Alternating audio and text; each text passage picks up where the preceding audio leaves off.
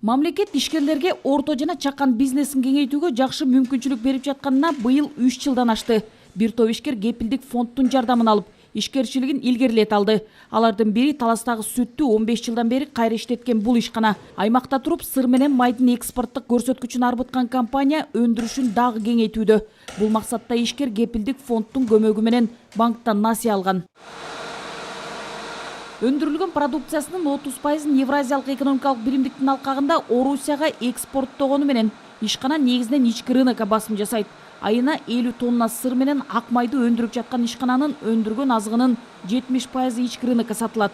Ишкана кожоюнунун айтымында күнүнө 30 тоннага чейин сүт кайра иштетилет. Сүттү болсо Бакай Ата, Манас райондорунан, Жайкысын, Токтогул менен Суу Самырдан бери жергиликтүү элден сатып алышат. Суроо талап көп бүгүн сүт боюнча. Мына биз жакында Кытайга дагы уруксат кагазын алдык, экспорт кылсак болот.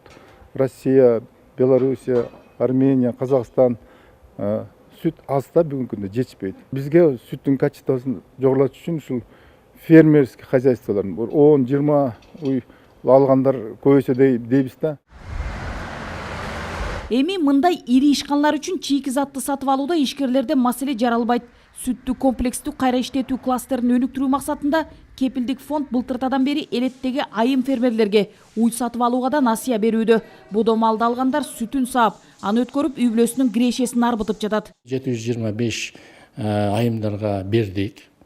Андан тышкары быйыл болсо биз ушуну 2000 айымдарга бергенге планыбыз бар, анда берген атабыз. Ошол эле учурда мал чарбачылыгын ылдам өнүктүрүп, аны союп этин сатам деген фермерлерге да насыя алууда жардам бериле баштайт.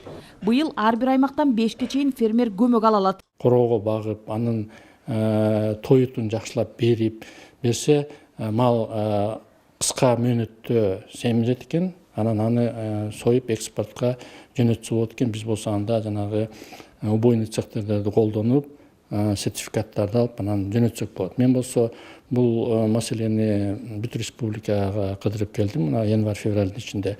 Фермерлер менен жолуктум, жергиликтүү бийлик менен жолуктум, алар болсо колдоп атат. Кепилдик фонддун колдоосу менен айыл чарба тармагынын дагы бир багыты өргө тартылганы турат.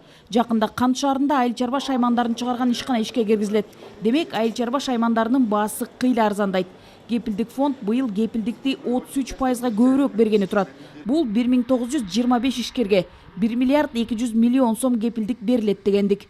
Нургүл Жумабекова, Эсен Турабыкеев, Ала Тоо 24.